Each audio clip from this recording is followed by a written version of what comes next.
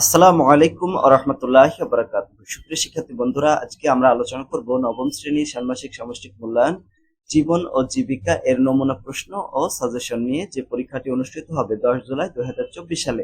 তো প্রিয় শিক্ষার্থী বন্ধুরা, তোমরা একটা জিনিস খুব মনোযোগ সহকারে শোনো, সেটা হচ্ছে আমার সাজেশনটা তোমরা যদি 100% ফলো করতে পারো, ইনশাআল্লাহ ইনশাআল্লাহ 100%ই তোমরা কমন পাবা। তো প্রথমে যে কাজটা তোমাদের করতে হবে, প্রথমেই মূল বইয়ের ফাঁকা জায়গাগুলো পড়তে হবে, তারপরে নিচের নমুনা প্রশ্নগুলো পড়তে হবে। এখন বলা হচ্ছে যে মূল বইয়ের ফাঁকা জায়গাগুলো বলতে কোন গুলো বলা হচ্ছে, যেমন দেখো তোমাদের মূল বইয়ের এখানে 2 নম্বর পেজে চলে আসলাম। 2 নম্বর পেজে দেখছো এই যে একক কাজ আছে, একক কাজ, এই কাজগুলো তোমাকে করতে হবে, এই যে একক কাজগুলো পড়তে হবে। তারপরে এই যে মনে করো শখ, 2 নম্বর পেজে শখ, এইগুলো তোমাদের পড়তে হবে, মানে পুরো বইয়ে যত আছে সব পড়তে হবে, ঠিক আছে। এরকম ফাঁকা জায়গাগুলো, ঠিক আছে, এই যে এইগুলা 1 মাসের ব্যয় পরিকল্পনা, এগুলো তোমরা শিক্ষণকালীন মূল্যায়ন যখন ছিল তোমরা কিন্তু এগুলো পূরণ করেছো ক্লাসের ভিতরে, ওই কাজগুলো কিন্তু তোমাদের করতে হবে। যেমন 8 নম্বর পেজে দলগত কাজ, এইগুলো কিন্তু তোমাদের সুন্দর করে প্রথমে পড়ে নিতে হবে। প্রথমে এগুলো পড়ার পরে আমি যে নমুনা প্রশ্নগুলো দিয়েছি, এই নমুনা প্রশ্নগুলোর উত্তর তোমাকে পড়তে হবে, ঠিক আছে। প্রশ্ন এবং উত্তরগুলো সুন্দর করে পড়তে হবে, তাহলে 100% ইনশাল্লাহ তোমরা কমন পাবা, এটা তোমরা ধরে নিতে পারো। এখন নমুনা প্রশ্ন 1, আমি যে প্রশ্নগুলো দিয়েছি তোমাদের পরীক্ষা যে প্রশ্ন যে টাইপের আসে একদম হুবহু ওই স্টাইলে ওই টাইপেরই প্রশ্ন দেওয়া হয়েছে। তোমরা 2টা পরীক্ষা অলরেডি দিয়েছো, তার জন্য তোমরা বুঝতে পেরেছো পারবা দেখলেই যে এটা তোমাদের ওই নমুনা প্রশ্নের মতোই, মানে তোমাদের পরীক্ষা যেরকম আসে ঠিক ওরকমই, ঠিক আছে। যেমন দেখো এখানে কাজ একে পেশাজীবী সাক্ষাৎকার গ্রহণ করতে হবে। আচ্ছা, তো পেশাজীবী কারা? আমাদের আশেপাশে যে সমস্ত কৃষক, তারপরে কামার, তাঁতি, জেলে, এরা রয়েছে, তো এদের কাছ থেকে আমাদের কি করতে হবে? সাক্ষাৎকার গ্রহণ করতে হবে, ঠিক আছে। তো এর জন্য পেশাজীবী সাক্ষাৎকারের জন্য কিছু প্রশ্ন তৈরি করতে হবে, প্রশ্নমালা তৈরি করো এবং উত্তর দাও। সেগুলো কিছু প্রশ্ন করতে হবে, প্রশ্নগুলো তোমরা চাইলে এই স্টাইলে করতে পারো। যেমন দেখো, আপনার পেশা কি, ঠিক আছে। তো এখানে মনে করো একজন কৃষকের আমরা সাক্ষাৎকার গ্রহণ করলাম, ঠিক আছে। তো তুমি জিজ্ঞেস করতে পারো আপনার পেশা কি হিসাবে কৃষক, কত বছর ধরে এই পেশায় আছেন, 10 থেকে 15 বছর। আপনার পেশায় এখন কি ধরনের উপকরণ বা সামগ্রী ব্যবহার করেন, এটা হচ্ছে একই প্রশ্ন 2বার দেওয়া হচ্ছে, সরি, এই যে এটা 3 নম্বর। আপনার পেশায় এখন কি ধরনের উপকরণ বা সামগ্রী ব্যবহার করেন? আধুনিক যন্ত্রপাতি যেমন ট্রাক্টর, ধান কাটার মেশিন, সেচ দেওয়ার পাম্প মেশিন ইত্যাদি ব্যবহার করেন। 4 নম্বর প্রশ্ন এরকম হতে পারে, আপনার পেশায় আগে কি ধরনের উপকরণ বা সামগ্রী ব্যবহার করতেন? যেমন গরু, লাঙল ইত্যাদি দিয়ে চাষ, তারপরে কাস্তে দিয়ে ধান কাটা, সেচ দেওয়া হচ্ছে সনাতন পদ্ধতিতে করা হতো। তারপরে 5 নম্বর প্রশ্ন, আগের কাজের ক্ষেত্রে আপনি কেমন অনুভব করতেন? ভালো না, কারণ পরিশ্রমের তুলনায় ফসল উৎপাদন এবং মুনাফা কম হতো। নতুন ভাবে কাজ করতে আপনার কেমন লাগে? খুব ভালো লাগে, ঠিক আছে। নতুন যন্ত্রপাতির কারণে এখন আগে থেকে অধিক পরিমাণ ফসল উৎপাদন এবং মুনাফা পাওয়া যায়। 7 নম্বর প্রশ্ন এরকম করতে পারি, এই যে পরিবর্তন হলো এর পিছনে কারণ কি বলে মনে করেন? কি কারণ? এর কারণ হচ্ছে প্রযুক্তিগত উন্নয়ন। আপনার পেশায় পরিবর্তন আসার পর আপনাকে নতুন নতুন করে আর কি কি কাজ শিখতে হয়েছে? আধুনিক যন্ত্রপাতি চালাতে শিখতে হয়েছে, তারপর কম্পিউটার বিষয়ে দক্ষতা এবং ডিজিটাল প্রযুক্তি বিষয়ক জ্ঞান অর্জন করতে শিখতে হয়েছে, ঠিক আছে। আগামীতে আপনার কাজগুলোর সাথে সংশ্লিষ্ট নতুন কি কি পেশা তৈরি হতে পারে? যেমন ফসল কাটা, ফসল রোপণ, বিপণন, প্রক্রিয়াজাতকরণ ইত্যাদি। এটা হচ্ছে 3য় অধ্যায়ের থেকে এই প্রশ্নগুলো নেওয়া হচ্ছে, ঠিক আছে, এটা। তারপর দেখো, 1 নম্বর তো করলাম, এখন পেশাজীবীর নিকট থেকে সংগৃহীত তথ্যের ভিত্তিতে একটা প্রতিবেদন প্রণয়ন করো, ঠিক আছে। তো প্রতিবেদনটা আমরা এইভাবে লিখবো, একদম যে স্টাইলে লিখতেছি ঠিক সেই স্টাইলে লিখবো। দেখো পরীক্ষায় মনে করো এই পেশাজীবীর ক্ষেত্রে আসলো না, অন্য কোনো বিষয়ে লিখতে বললো, তো এইরকম স্টাইলে কিন্তু প্রতিবেদনটা লিখতে হবে। যেমন প্রতিবেদনের শিরোনাম এরকম দিতে হবে, প্রতিবেদন লিখতে বললেই প্রথমে এই স্টাইলে দিবা, প্রথমে প্রতিবেদনের শিরোনাম দিবা। যেমন এখানে আমরা পেশাজীবী অতিথিদের কাছ থেকে প্রাপ্ত তথ্যের ভিত্তিতে প্রতিবেদন করতেছি, এখানে প্রতিবেদকের নাম এবং প্রতিবেদকের ঠিকানা দিয়ে দেবো, তারপর এখানে একটা হেডলাইন দিয়ে দেবো, ঠিক আছে, যে পেশাজীবী অতিথিদের কাছ থেকে প্রাপ্ত তথ্যের ভিত্তিতে প্রতিবেদন তৈরি করছি। তারপরে তোমরা স্ক্রিনশট দিয়ে এটা সুন্দর করে লিখবা। বর্তমানে রফিক মিয়া, আমরা যার সাক্ষাৎকার নেব, ঠিক আছে, মানে আমরা একজন শ্রমজীবী লোকের সাক্ষাৎকার নিব, যে ওই যে প্রশ্নগুলো করলাম, ওই প্রশ্নগুলো থেকে আমরা কি কি পেলাম আর কি কি উত্তর পেলাম, সেগুলো দিয়ে এই প্রতিবেদনটা সুন্দর করে তৈরি করব। তোমরা এইভাবে তৈরি করবা, এই যে এখান থেকে স্ক্রিনশট দিয়ে সুন্দর করে পড়ে নেবা, ঠিক আছে। যেমন রফিক সাহেব বর্তমানে মিয়া কি করছে, কৃষিকাজে নিয়োজিত। সে পূর্বে গরু দিয়ে হাল চাষ করত, তারপরে হাতের মাধ্যমে ধান কাটতো, সেচ এবং মাড়াই কাজ হতো। বর্তমানে ট্রাক্টরের মাধ্যমে হাল চাষ করে। এই পরিবর্তনের ফলে তার আগের চেয়ে কম সময়ে ফসল গড়ে তোলা যায়, বীজের ভালো জাত তৈরি করা যায় এবং অধিক ফসল মুনাফা অর্জন করা যায়। এটা ঠিক আছে। বিভিন্ন এইভাবে তোমরা এই বাকি যেগুলো আছে এইভাবে তোমরা সুন্দর করে দেবে। তাছাড়া যেমন ফসল কাটা, ফসল বিপণন, বিপণন প্রক্রিয়াকরণ করা সহ বিভিন্ন পেশার সৃষ্টি হয়। এই পেশাগুলোর জন্য আধুনিক যন্ত্রপাতি এবং মেশিন চালানো দক্ষতা এবং নতুন জাতের ফসল ফলানো দক্ষতা, তারপর কম্পিউটার এবং মোবাইল বিষয়ক দক্ষতা, ডিজিটাল প্রযুক্তি বিষয়ক দক্ষতা থাকতে হবে। দক্ষতাগুলো অর্জনের জন্য এলাকার বিভিন্ন ট্রেনিং সেন্টার এবং সংগঠন রয়েছে যারা কম খরচে সার্ভিসগুলো দিয়ে থাকেন। এরকম একটি সংগঠন হলো আমাদের এলাকায় অবস্থিত নতুন বাজারের পূর্ব দিকে FAFIT প্রতিষ্ঠান। এরকম ঠিক আছে, এইভাবে তোমরা দিতে পারো। তারপর দেখো 2 নম্বর কাজ, এগুলো কিন্তু একক কাজ। এটা নিজ এবং পারিবারিক কাজে অংশগ্রহণ। এটা হচ্ছে মানে খ নম্বর কাজের নাম। তো বিগত 15 দিনে শিক্ষার্থীরা বাড়িতে নিজ নিজ পরিবারের যেসব কাজ করে আসছে, মানে তোমরা বিগত 15 দিনে, মানে বিগত 15 দিনে আসতে পারে, এক সপ্তাহ আসতে পারে, ঠিক আছে, যে কাজগুলো করেছে তার একটা তালিকা তৈরি করতে হবে। ঠিক আছে, যেমন দেখো নিজ ও পরিবারের কাজে অংশগ্রহণ।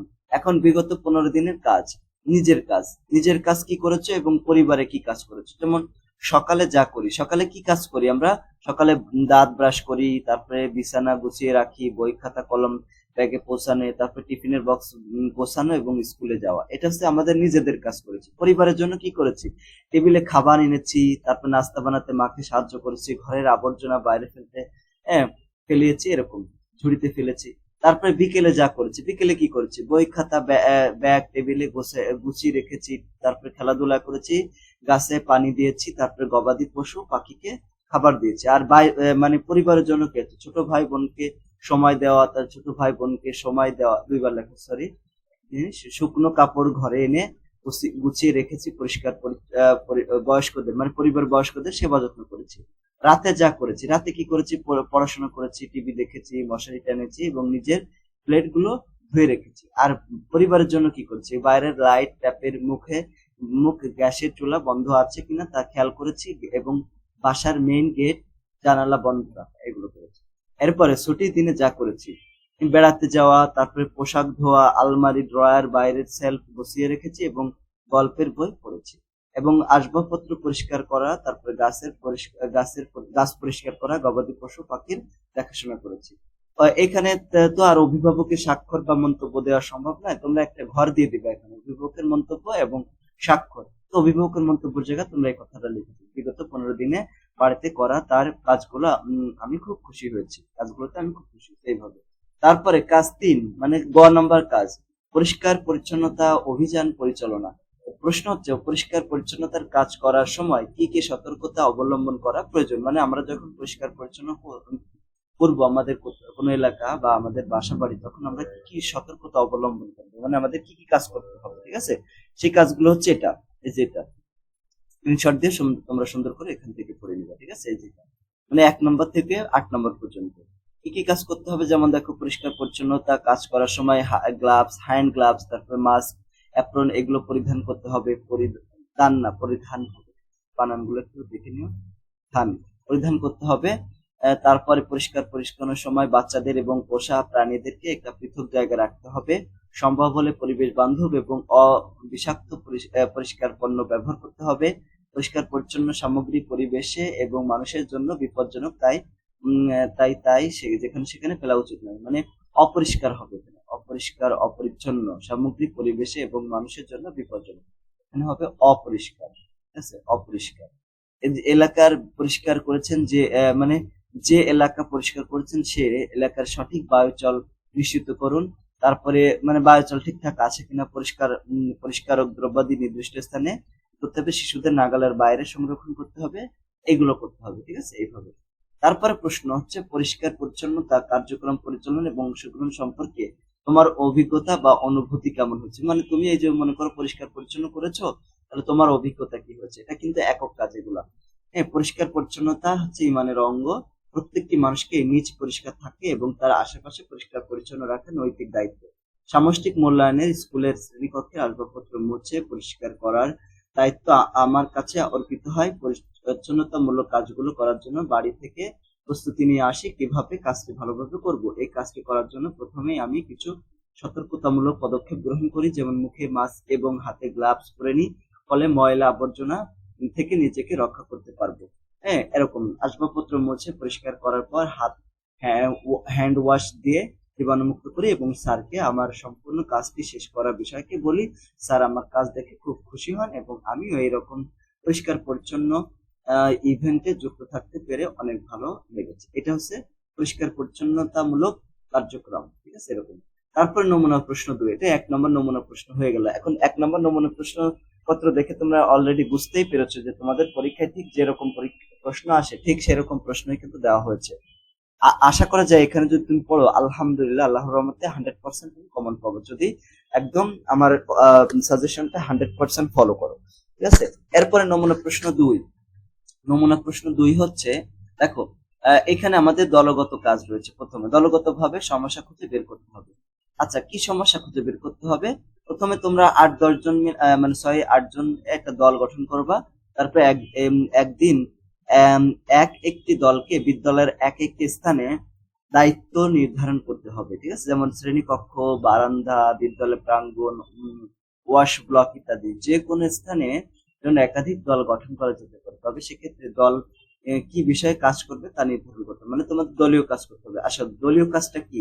দলীয় কাজটা হচ্ছে তোমাদের বিদ্যালয়ের যে সমস্যা রয়েছে প্রথমে সেটার একটা তালিকা তৈরি করতে হবে। দেখছো এখানে তোমাদের বিদ্যালয়ে যে সমস্যাগুলো থাকতে পারে তার একটা তালিকা তৈরি করা হচ্ছে। দেখো, শ্রেণীকক্ষে পোস্টার বা প্রেজেন্টেশনের জন্য কাগজের বোর্ড বা রশি নাই, মানে প্রেজেন্টেশন তো করব ক্লাসে, সেজন্য তো একটা ব্যবস্থা থাকতে হবে। প্রেজেন্টেশনের জন্য যে পোস্টার গুলো ঝুলাইতে হয় ওই ঝুলানোর জায়গা নাই। তারপর 2 নম্বর হচ্ছে শ্রেণীকক্ষে ময়লা রাখার ব্যবস্থা নাই। এটা হচ্ছে সমস্যা, মানে শ্রেণীকক্ষে বা বিদ্যালয়ে যে সমস্যাগুলো তাই চিহ্নিত করতে হবে। তারপরে শ্রেণীকক্ষের শিক্ষার্থীর জন্য পানির ব্যবস্থা নাই, বিদ্যালয়ের বারান্দা সজ্জিতকরণ করা নাই, বিদ্যালয়ের মাঠ পরিষ্কার করার জন্য সরঞ্জামের অভাব রয়েছে। এইভাবে আমরা করতে পারি। তারপরে 2 নম্বর যে কাজটা হচ্ছে, দেখো এখানে এই কাজগুলো করতে হবে, মানে পোস্টারের মাধ্যমে সবগুলো বিষয়গুলোকে প্রেজেন্ট করতে হবে। মানে একটা পোস্টার লিখতে হবে, পোস্টারের ভিতরে এই সমস্যাগুলো থাকবে। যেমন প্রথমে সমস্যার তালিকা থাকবে। দেখো এখানে প্রথমে কি করেছি, এই যে সমস্যাগুলোর একটা তালিকা তৈরি করা হয়েছে, এটাকে স্ক্রিনশট দিয়ে তোমরা সুন্দর করে আয়ত্ত করবা, ঠিক আছে। তারপর 2 নম্বর কাজ হচ্ছে নির্বাচিত সমস্যা, মানে এই যে তালিকাটা তৈরি করেছে এখান থেকে তুমি যে কোনো একটা সমস্যা বেছে নিবা, ঠিক আছে, যেগুলোকে সমাধান করা যাবে। মানে সমাধানযোগ্য সমস্যা এবং কেন সমস্যাটি নির্বাচন করেছি তার পক্ষে যুক্তি দেখে একটা পোস্টার তৈরি করতে হবে। এই যে জিনিসটা একটা পোস্টারের মাধ্যমে এতটুকু জায়গায় এতটুকু লিখবা। যেমন নির্বাচিত সমস্যা, বিদ্যালয়ের মাঠ পরিষ্কার করার জন্য সরঞ্জামের অভাব, এইটা দিয়ে তুমি কাজ করবা, ঠিক আছে। এখন সমাধানের উপায়সমূহ, কিভাবে এটাকে সমাধান করা যায়। যেমন বিদ্যালয় মাঠে পরিষ্কার করার জন্য ঝাড়ু, বেলচা, বালতি ইত্যাদির ব্যবস্থা করা। তারপরে শ্রেণীকক্ষে ময়লা রাখার জন্য ঝুড়ির ব্যবস্থা করা। শ্রেণীকক্ষের শিক্ষার্থীদের জন্য পানির ব্যবস্থার জন্য কলস, তারপরে জগ পানি রাখার ব্যবস্থা করা, ঠিক আছে। বিদ্যালয়ে বারান্দা সজ্জিত করার জন্য আলপনা করা, তারপরে কাগজ এবং ককসেট দিয়ে সাজানো এবং রং করা, এগুলো করা যেতে পারে। এইগুলো এইভাবে আমাদের এই বিষয়গুলো একটা পোস্টারের মাধ্যমে প্রেজেন্ট করতে হবে। তারপর 7 নম্বর ছিল যে এটা হচ্ছে আগেরটা, ওয়াশ ব্লকের জন্য টয়লেট টিস্যু, মগ, বদনা, হ্যান্ড ওয়াশ বা সাবান ইত্যাদি ব্যবস্থা করা। এরপরে দেখো কার্যকর, ওখানে দেখো এখানে এই প্রশ্নগুলো একবার আমরা একটু পড়ে নিই। এরপরে কি করতে হবে, সমাধানের উপায় সমূহ তো বললাম, কার্যকর সমাধান এবং তা সকলের কাছে গ্রহণযোগ্য হওয়ার কারণ কি সেগুলো লিখতে হবে। সঞ্চিত অর্থ থেকে কে কে টাকা দিয়েছে তার একটা তালিকা তৈরি করতে হবে। মোট পরিমাণ কে কত টাকা দিয়েছে সেটা উল্লেখ করা যাবে না, এবং সমাধানের পরিকল্পনা এবং বন্টন করতে হবে। তো এই কাজগুলো আমরা ধাপে ধাপে করতেছি। দেখো এখানে হচ্ছে কার্যকর সমাধান এবং তা সকলের কাছে গ্রহণযোগ্য হওয়ার কারণ কি, মানে আমরা কি কি কাজ করতে পারি। দেখো বিদ্যালয়ের মাঠ পরিষ্কার করার জন্য ঝাড়ু, বেলচা, বালতি ইত্যাদির ব্যবস্থা করতে পারি। এর জন্য তহবিল গঠন করতে হবে, ঠিক আছে, আর সকলের কাছে গ্রহণযোগ্য হবে। তারপর দেখো শ্রেণীকক্ষে ময়লা রাখার জন্য ঝুড়ি ব্যবস্থা করতে হবে, এর জন্য তহবিল গঠন করতে হবে।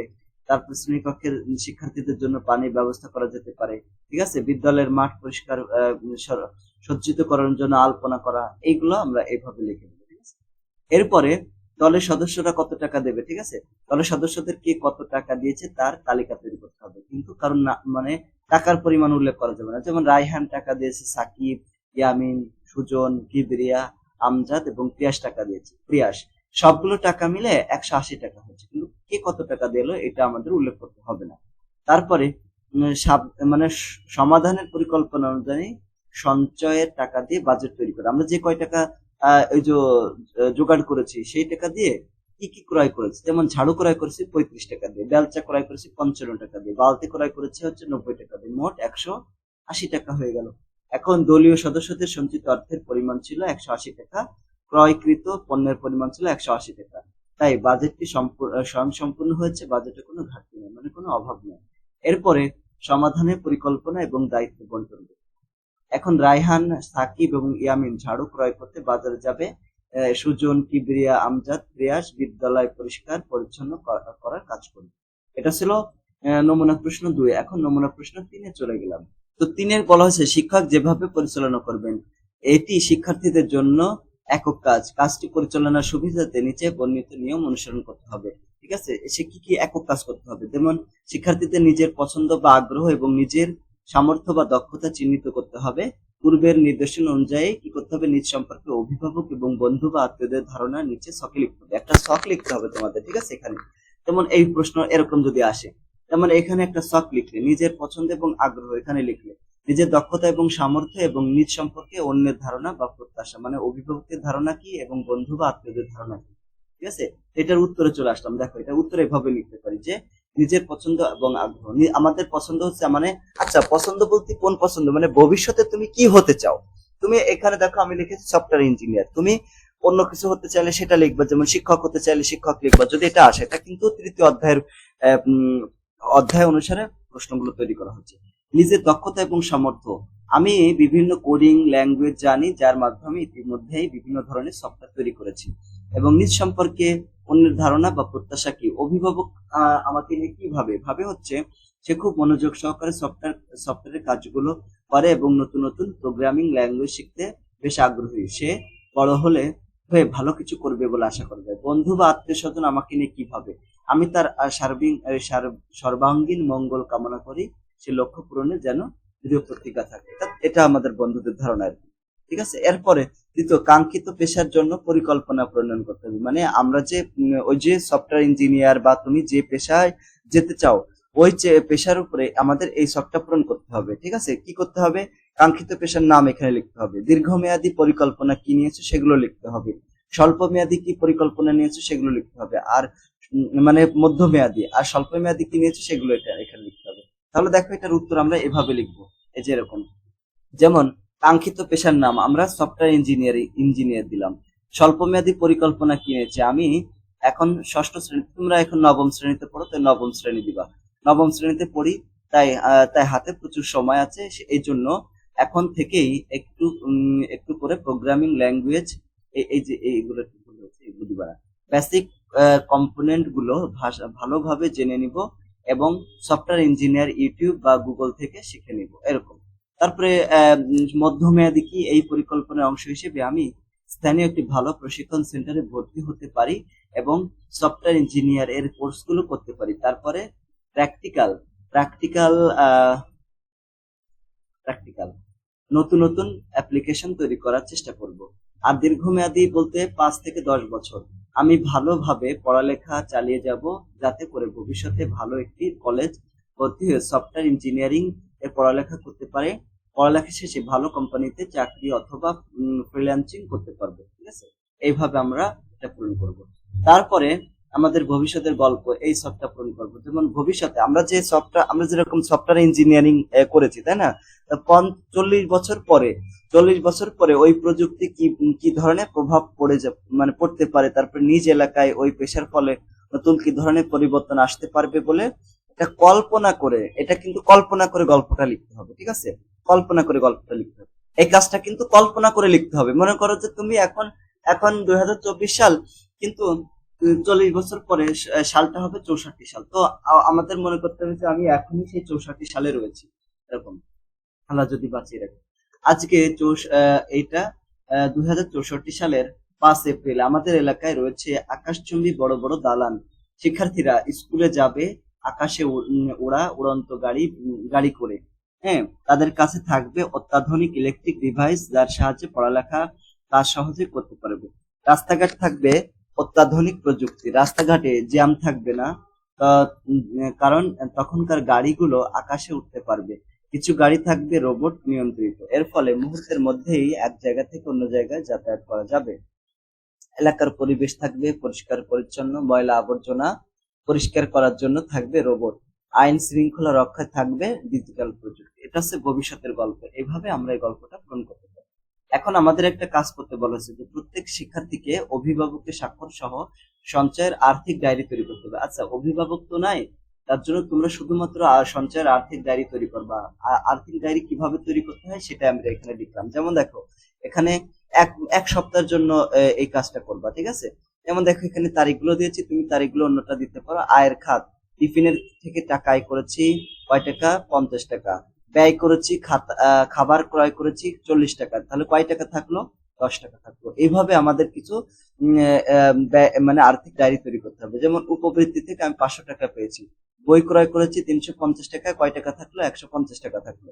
জন্মদিনের উপহার 500 টাকা, আমি খেলনা ক্রয় করেছি 400 টাকা, তাহলে 100 টাকা থাকলো। পুরাতন বই খাতা বিক্রয় করে 200 টাকা পেয়েছি, খাতা ক্রয় করেছি 150 টাকার, আর 50 টাকা থাকলো। সেলামি পেয়েছি ঈদের 1000 টাকা, জামা ক্রয় করেছি 700 টাকার, তাহলে 300 টাকা থাকলো। সবজি বিক্রয় করেছি 400 টাকা, খাবার ক্রয় করেছি 300 টাকার, তাহলে 100 টাকা থাকলো। খেলনা বিক্রয় করেছি 450 টাকার, চারা গাছ ক্রয় 300 টাকা এবং 150 টাকা থাকলো। তাহলে মোট কত টাকা আমরা বিক্রয় মানে আয় করেছি? 3100 টাকা, আর ব্যয় করেছি হচ্ছে 2240 টাকা, তাহলে আমাদের 860 টাকা আরো অতিরিক্ত থেকে গেল। ঠিক আছে, এইভাবে আমরা আর্থিক ডায়েরিটা পূরণ করে ফেলতে পারি। তারপরে নমুনা প্রশ্ন 4-এ চলে যাব। এখন নমুনা প্রশ্ন 4-এ আমাদের যেটা করতে হবে, নির্ধারিত কাজ ভবিষ্যৎ চক্র আঁকি এবং সমাধান করি।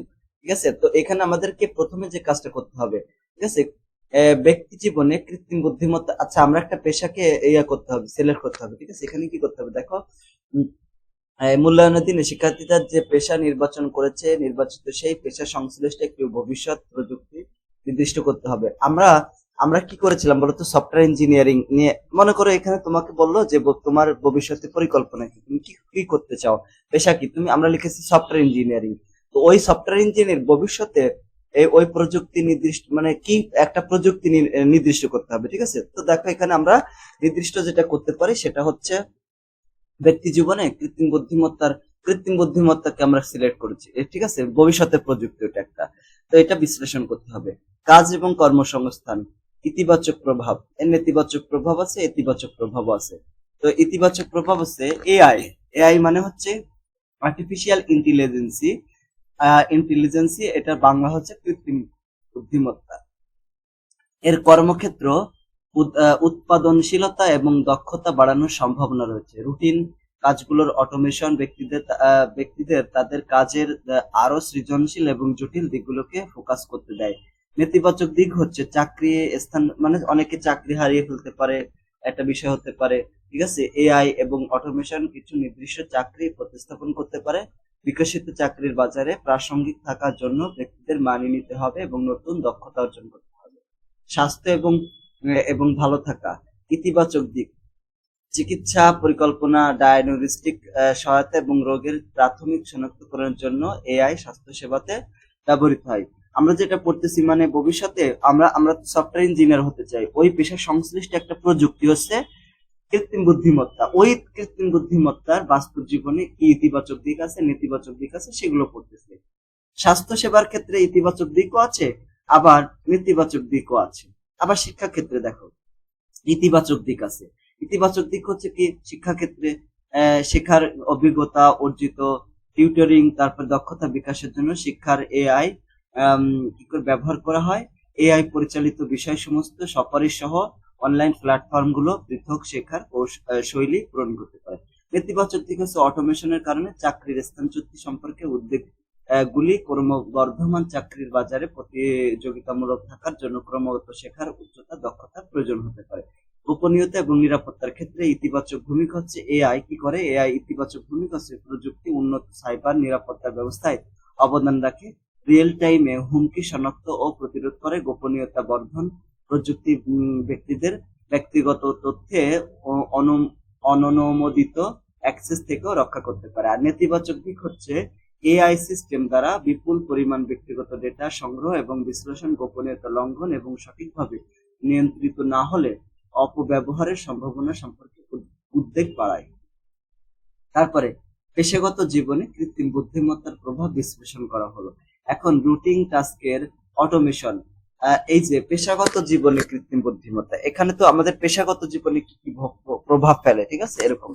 তো ইতিবাচক প্রভাব, ইতিবাচক প্রভাব এআই এর পুনরাবৃত্তিমূলক এবং জাগতিক কাজগুলি স্বয়ংক্রিয় করার সম্ভাবনা রয়েছে, যা পেশাদারদের তাদের কাজের আরো জটিল এবং সৃজনশীল দিকগুলো ফোকাস করতে দেয়, ঠিক আছে। তারপরে এখানে নেতিবাচক দিক রয়েছে, যেমন নেতিবাচক দিক রুটিন এবং নিয়ম ভিত্তিক ক্রিয়াকলাপ জড়িত চাকরিগুলো সক্রিয় হওয়ায় ঝুঁকিতে থাকতে পারে, যা নির্দিষ্ট ভূমিকার জন্য সম্ভাব্য চাকরি স্থানচ্যুত হতে পারে।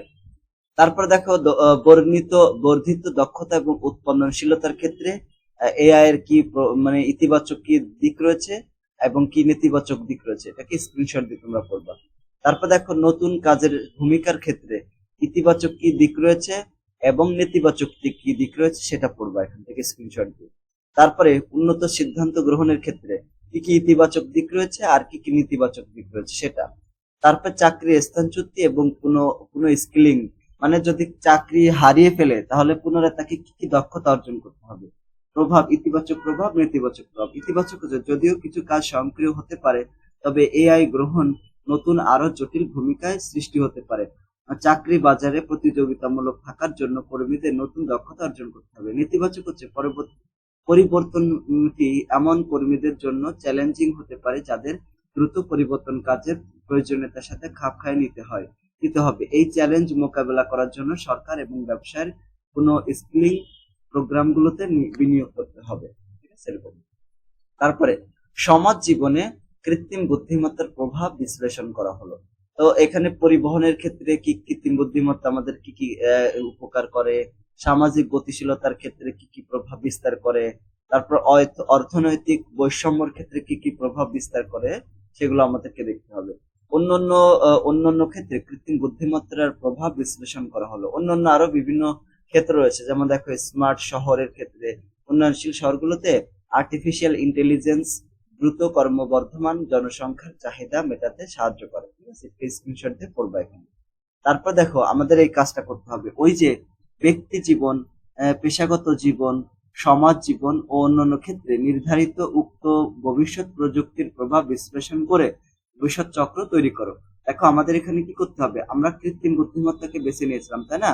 তো মাঝখানে এরকম কৃত্রিম বুদ্ধিমত্তাকে লিখতে হবে। তো কৃত্রিম বুদ্ধিমত্তা আমাদের কি কি কাজ করেছে, দেখো অনেক কাজ করেছে। যেমন এখানে কি কি কাজ করেছে, যেমন মনুষ্য বিহীন গাড়ি চালানোর জন্য নতুন নতুন পেশার সৃষ্টি হবে।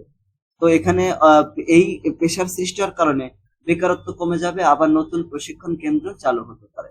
আবার শহরে ট্রাফিক জ্যাম কমবে, এর জন্য কি হবে, মানুষের সময় বাঁচবে, ঠিক আছে, ভালো হবে। তারপরে দেখো চিকিৎসা ক্ষেত্রে উন্নয়ন সাধিত হবে, এর জন্য জটিল রোগ নির্ণয় করা সহজ হবে এবং খরচ বাঁচবে। তারপর এরকম একটা ভবিষ্যৎ মানে চক্র তৈরি করতে হবে, ঠিক আছে। চাকরি চলে যাবে, বেকারত্ব বাড়বে। এখানে দেখো কৃত্রিম বুদ্ধিমত্তা পুনরাবৃত্তিমূলক কাজ হ্রাস পাবে, আর পুনরাবৃত্তিমূলক কাজ হ্রাস পেলে কাজের একঘেয়েমি দূর হবে এবং সৃজনশীল কাজে সময় বেশি পাওয়া যাবে। আর এই পাশে কি হবে, নির্ভুল সিদ্ধান্ত গ্রহণ করা যাবে, গবেষণার খরচ কমবে এবং গবেষণার নির্ভুল সিদ্ধান্তের কারণে নতুন নতুন আবিষ্কার সাধিত হবে। এইভাবে এই যে দেখছো এখানে স্ক্রিনশট দিয়ে নাও, এভাবে তোমরা এইটা পূরণ করবে সুন্দর, মানে এরকম যদি পরীক্ষা আসে এই কাজটা এভাবে তোমরা করবা, একে বলা হয় ভবিষ্যৎ চক্র, ঠিক আছে, এরকম।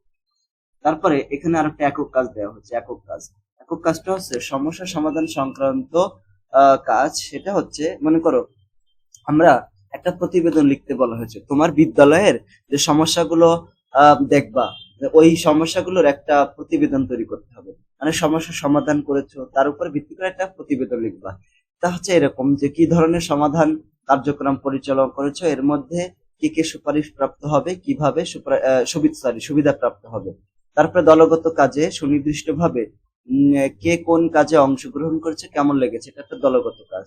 দলগত কাজটি সবল দিক এবং দুর্বল দিক লিখতে হবে, কিভাবে এই দুর্বলতা মোকাবেলা করা যেতে পারে সেই সিদ্ধান্ত আমাদের বিষয়গুলোকে উল্লেখ করতে হবে এবং সংক্ষেপে নিজের অনুভূতি প্রকাশ করতে হবে। তো আমরা এটা দেখো, এটা যেহেতু একটা আমাদের প্রতিবেদন লিখতে বলেছে, আর প্রতিবেদন লেখার নিয়ম হচ্ছে আমরা জানি প্রতিবেদনের শিরোনাম থাকে বিদ্যালয় ভিত্তিক সমস্যা সমাধান কার্যক্রম, প্রতিবেদকের নাম থাকবে এবং প্রতিবেদকের ঠিকানা থাকবে এবং এখানে তারিখ থাকবে। আর এখানে কি করতে হবে, বিদ্যালয় ভিত্তিক সমস্যা সমাধান কার্যক্রম। এখানে আমরা এইভাবে কাজটা করতে পারি, যেমন আমি নবম শ্রেণীর জীবন ও জীবিকার সম্পূর্ণ মূল্যায়নের কাজগুলোতে প্রত্যক্ষভাবে অংশগ্রহণ করতে পেরে আমার খুব ভালো লেগেছে। বিশেষ করে দলগত কাজগুলো করার মাধ্যমে টিম ওয়ার্ক সক্ষমতা বৃদ্ধি পেয়েছে। সবাই মিলে নির্দিষ্ট একটি কাজ পরিকল্পনা করে বাস্তবায়ন করতে হয় এবং সবার মতামতকে সম্মান দিয়ে তাদের ধারণাগুলোকে নিয়ে সবচেয়ে ভালো পদ্ধতিতে সমাধান করা যায়। তো এরকম ভাবে আমরা এটা করব, ঠিক আছে।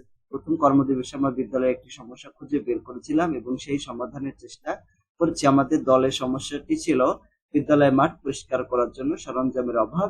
এই সমস্যাটি সমাধানের জন্য ঝাড়ু, বেলচা, বালতি ক্রয় করেছি, ফলে বিদ্যালয়ের সবাই সুবিধা ভোগ করবে, কারণ বিদ্যালয়ের পরিষ্কার পরিচ্ছন্ন পরিবেশ করার সবার দৈনন্দিন কর্মকাণ্ডে প্রভাব ফেলে।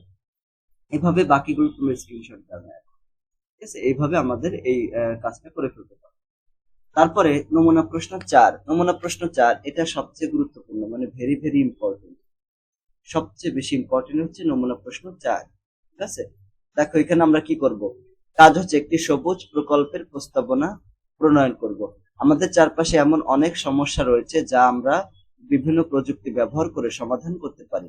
এখানে কয়েকটি ক্ষেত্র উল্লেখ করা হয়েছে। জোড়াই আলোচনার মাধ্যমে তোমার কি করবে, পরিচিত এবং পছন্দ অনুযায়ী নিচের তালিকার যে কোনো একটি ক্ষেত্র সমস্যা খুঁজে নাও। এরপর উক্ত সমস্যা সমাধানের জন্য নতুন প্রযুক্তি ব্যবহার করে একটি সবুজ প্রকল্পের প্রস্তাবনা কিভাবে তৈরি করা যায় তাও আলোচনা করে মূল তথ্যগুলো খাতায় লেখো। এরপরে নিচের নির্দেশনা অনুযায়ী নিজ নিজ খাতায় সবুজ প্রকল্পের জন্য প্রস্তাবনা প্রণয়ন করো। তবে এই প্রকল্প যেন পরিবেশ বান্ধব হয় এবং এর মাধ্যমে পরিবেশের টেকসই সংরক্ষণ সম্ভব হয় তা অবশ্যই বিবেচনায় রাখতে হবে, ঠিক আছে। এরকম এখন এখানে তারা কতগুলো সমস্যা দিয়ে দিয়েছে, ঠিক আছে। যেমন বিদ্যালয় ও আশেপাশের পরিবেশ, এটা একটা সমস্যা হতে পারে। নিজ এলাকার কৃষি ক্ষেত্র, এটা একটা সমস্যা হতে পারে। তারপরে বায়ু, বিদ্যুৎ, তারপরে পানি, সৌর জ্বালানি শক্তি, এগুলো একটা সমস্যা হতে পারে। স্থানীয় সামাজিক এবং অর্থনৈতিক পরিবেশ, নিজ প্রতিষ্ঠানের পাঠাগার এবং বিজ্ঞানাগার বা ক্যান্টিন, এটা একটা সমস্যা হতে পারে। এই সমস্যা থেকে যে কোনো একটা সমস্যা তোমাকে বেছে নিতে হবে। নেওয়ার পরে এই প্রশ্নগুলোর উত্তর লিখতে হবে, ঠিক আছে। প্রথম কাজ কি করতে হবে, দেখো প্রস্তাবনা তৈরি, প্রথম অংশ এটা। প্রস্তাবনার কাজ প্রথম হচ্ছে নির্বাচিত সমস্যার বর্ণনা দিতে হবে। মনে করো যে তুমি 1 নম্বর বিদ্যালয় এবং আশেপাশের সমস্যা পরিবেশ এটা নিয়ে লিখতেছো, তাহলে ওটার বর্ণনা দিতে হবে। তারপরে ওই যে বর্ণনা দিবা সেটা যৌক্তিকতা বিশ্লেষণ করতে হবে, পরিকল্পনার সাথে সংশ্লিষ্ট পেশা সংরক্ষণ করতে, মানে ওই যে বিদ্যালয় পরিষ্কার করার ক্ষেত্রে বা আশেপাশে পরিবেশ সংরক্ষণ করার জন্য বা পরিষ্কার করার জন্য আর কি কি পেশা সৃষ্টি হতে পারে বা জড়িত হতে পারে সেই পেশার নাম লিখতে হবে। দেশীয় এবং আন্তর্জাতিক শ্রমবাজারে উক্ত পেশার চাহিদা কেমন এবং উক্ত চাহিদা পূরণের জন্য কি ধরনের দক্ষতা অর্জন করা প্রয়োজন তা উল্লেখ করতে হবে। তো এটার উত্তরে আমরা চলে গেলাম। আমরা নির্বাচিত একটা পেশা নির্বাচন করলাম, সেটা হচ্ছে বিদ্যালয় ও আশেপাশে পরিবেশের সমস্যাগুলো সংক্ষেপে, ঠিক আছে, আমরা আলোচনা করতেছি এটা। তো এখানের জন্য আমাদের কি করতে হবে, নির্বাচিত সমস্যার বর্ণনা করতে হবে। তো বর্ণনা করতে হলে সেটা হচ্ছে অবকাঠামোগত সমস্যা রয়েছে, মানে বিদ্যালয়ের অবকাঠামোগত সমস্যা রয়েছে, শিক্ষার মান, তারপরে নিরাপত্তা, স্বাস্থ্য ও পরিচ্ছন্নতা, সামাজিক সমস্যা এবং যাতায়াতের ব্যবস্থা ভালো না, এরকম। তাহলে অবকাঠামোগত সমস্যার ভিতরে রয়েছে পর্যাপ্ত ক্লাসরুমের অভাব রয়েছে, শিক্ষা উপকরণ এবং পানি এবং স্যানিটেশনের অভাব রয়েছে। শিক্ষার মান কি করব, প্রশিক্ষিত শিক্ষকের অভাব এবং আধুনিক শিক্ষাদানের পদ্ধতির অভাব রয়েছে। নিরাপত্তার ক্ষেত্রে বিদ্যালয়ের ভিতরে এবং বাইরে নিরাপত্তার অভাব এবং মাদক দ্রব্যের অপ্রভাব রয়েছে। স্বাস্থ্য এবং পরিচ্ছন্নতার ক্ষেত্রে আমরা ব্যাখ্যা করবো এরকম যে স্বাস্থ্যকর খাবার এবং পরিচ্ছন্নতার অভাব রয়েছে। সামাজিক সমস্যা, বাল্য বিবাহ এবং শিক্ষার্থীদের উপস্থিতি ও মনোযোগের অভাব রয়েছে। তারপরে যোগাযোগ ব্যবস্থা, নিরাপদ এবং সঠিক যাতায়াত ব্যবস্থার অভাব এবং খারাপ রাস্তার সমস্যা রয়েছে। আচ্ছা, তো এখন দেখো আমরা যে নির্বাচিত সমস্যা করলাম সেই সমস্যার একটা সংক্ষেপে এখানে বর্ণনা করলাম। এখন এই যে বর্ণনা তো করলাম, যেমন অবকাঠামোগত এই সমস্যাগুলো রয়েছে, এটার যৌক্তিকতা বিশ্লেষণ করতে হবে, ঠিক আছে, মানে শুধুমাত্র অবকাঠামোগত না, শিক্ষার মান, নিরাপত্তা, স্বাস্থ্য পরিচ্ছন্নতা, তারপর সামাজিক সমস্যা, যাতায়াত ব্যবস্থা, এই ক্ষেত্রগুলো যে সমস্যাগুলো আমরা দেখলাম, হ্যাঁ, ওগুলোর যৌক্তিকতা বিশ্লেষণ করতে হবে। যেমন দেখো, বিদ্যালয়ের আশেপাশে এবং পরিবেশের সমস্যার যৌক্তিকতা বিশ্লেষণ করতে গেলে নিম্নলিখিত বিষয়গুলো বিবেচনা করতে হবে। যেমন অবকাঠামোগত সমস্যার ক্ষেত্রে আমরা এরকম লিখেছিলাম যে ক্লাসরুমের ঘাটতি। তো ক্লাসরুমের ঘাটতি যেটা একটা সমস্যা, এটা কেন সমস্যা, এটা যৌক্তিকতা লিখতে হবে। পর্যাপ্ত ক্লাস না থাকায় শিক্ষার্থীদের শিক্ষা গ্রহণের পরিবেশ সুষ্ঠু হয় না। মানে গাদাগাদি করে বসার ফলে শিক্ষার্থীরা মনোযোগ দিয়ে পড়াশোনা করতে পারে না, যা তাদের শিক্ষার মান কমিয়ে দেয়। আবার শিক্ষা উপকরণের অভাব রয়েছে। প্রয়োজনীয় শিক্ষা উপকরণ যেমন বই, ল্যাবরেটরি, সরঞ্জাম, কম্পিউটার ইত্যাদির অভাবে শিক্ষার্থীরা প্রয়োজনীয় দক্ষতা এবং জ্ঞান অর্জন করতে পারে না। তারপরে রয়েছে শিক্ষার মান। শিক্ষার মানের ক্ষেত্রে যৌক্তিকতা। শিক্ষার মান যে একটা সমস্যা, এটা যৌক্তিকতা বিশ্লেষণ করতে হবে। তো শিক্ষার মানের ভিতরে আমরা শিক্ষকদের প্রশিক্ষণে লিখেছিলাম শিক্ষাদানের পদ্ধতি, মানসিক স্বাস্থ্যের জন্য ক্ষতিকর, এগুলো আমরা লিখেছিলাম আর কি। তো শিক্ষার্থীদের প্রশিক্ষণ, এটা কেন একটা সমস্যা? তো প্রশিক্ষিত শিক্ষক না থাকলে শিক্ষার মান তেমন ভালো হয় না। শিক্ষকরা আধুনিক শিক্ষা পদ্ধতি এবং শিক্ষাদানের কৌশল সম্পর্কে সঠিকভাবে জ্ঞান অর্জন করতে পারেন না, ফলে শিক্ষার্থীরা প্রয়োজনীয় শিক্ষা থেকে বঞ্চিত হয়। তারপর শিক্ষাদান পদ্ধতি। আধুনিক এবং কার্যকর শিক্ষাদানের পদ্ধতি শিক্ষার্থীদের পাঠ্য বইয়ের প্রতি আগ্রহ বাড়ায় এবং তাদের শেখার মান উন্নত করে। মানসিক স্বাস্থ্যের জন্য ক্ষতিকর এবং তাদের শিক্ষা জীবনকে ধ্বংস করে দিতে পারে এগুলা, ঠিক আছে, মানসিক স্বাস্থ্যকর। এরপরে স্বাস্থ্য এবং পরিচ্ছন্নতা। এই স্বাস্থ্য এবং পরিচ্ছন্নতার ক্ষেত্রে যৌক্তিকতা। স্বাস্থ্যকর খাবার গ্রহণ না করলে শিক্ষার্থীদের শারীরিক এবং মানসিক বিকাশ সঠিকভাবে হয় না, এতে তাদের শিক্ষার মানকে মানে প্রভাব ফেলে। পরিচ্ছন্নতা। বিদ্যালয়ের আশেপাশের এলাকা যদি পরিষ্কার না থাকে তবে তাদের শিক্ষার্থীদের স্বাস্থ্য ঝুঁকি বাড়ায় এবং বিদ্যালয়ে আসতে তাদের অনীহা তৈরি হয়। সামাজিক সমস্যা। যৌক্তিকতা। বাল্য বিবাহ শিক্ষার্থীদের শিক্ষা জীবন ব্যাহত করে এবং তাদের শিক্ষার সুযোগ কমিয়ে দেয়। এটি তাদের ব্যক্তিগত এবং পেশাগত জীবনে নেতিবাচক প্রভাব ফেলে। উপস্থিতি ও মনোযোগের অভাব। বিদ্যালয়ে উপস্থিতির ঘাটতি এবং মনোযোগের অভাব শিক্ষার্থীদের শিক্ষার মান কমিয়ে দেয় এবং তাদের ভবিষ্যতের সম্ভাবনা হ্রাস করে। যাতায়াতের ব্যবস্থা। যৌক্তিকতা। নিরাপদ এবং সঠিক যাতায়াত না থাকলে শিক্ষার্থীরা বিদ্যালয়ে যেতে অসুবিধার সম্মুখীন হয় এবং এটি তাদের উপস্থিতি ও শিক্ষার মানে কি করে প্রভাব ফেলে। রাস্তার সমস্যা। খারাপ রাস্তার চলাচল করতে গেলে শিক্ষার্থীদের বিদ্যালয়ে পৌঁছাতে সময় এবং কষ্ট বেড়ে যায়, যা তাদের শিক্ষার প্রতি অনীহা তৈরি হয়। এরকম। তারপরে 3 নম্বর কাজ, মানে এটা কাজ শেষ হয়ে গেল, ঠিক আছে। এখানে দেখো যে আমরা যে প্রশ্নপত্র দেখেছিলাম 3 নম্বরে কাজ ছিল যে প্রকল্পের সাথে সংশ্লিষ্ট পেশা কি করতে হবে, শনাক্তকরণ। তো ওখানে আমরা এটার উত্তর আমরা চলে গেলাম, এই যে এখান থেকে লিখবো যে এইভাবে যে শিক্ষাবিদ এবং প্রশাসনিক কর্মচারী, তারপরে শিক্ষা 1 নম্বরে মানে প্রকল্পের সাথে সংশ্লিষ্ট অন্যান্য কি পেশা রয়েছে। যেমন 1 নম্বরে রয়েছে হচ্ছে শিক্ষাবিদ এবং প্রশাসনিক কর্মচারী। এর ভিতরে রয়েছে শিক্ষা রয়েছে শিক্ষাদান এবং শিক্ষার্থীদের মনোন্নয়ন। বিদ্যালয় এবং প্রশাসন, বিদ্যালয়ের সার্বিক পরিচালনা এবং ব্যবস্থাপনা। আচ্ছা, 1 নম্বর পেশা চলে গেল। 2 নম্বর হচ্ছে অবকাঠামো উন্নয়ন। অবকাঠামো উন্নয়নের ক্ষেত্রে স্থাপত্য এবং সিভিল ইঞ্জিনিয়ারের প্রয়োজন হয়, রক্ষণাবেক্ষণ কর্মীর প্রয়োজন হবে, ঠিক আছে, অন্যান্য পেশা তৈরি হবে। তারপরে আর কি পেশা তৈরি হতে পারে, যেমন স্বাস্থ্য ও স্যানিটেশন কর্মী তৈরি হতে পারে।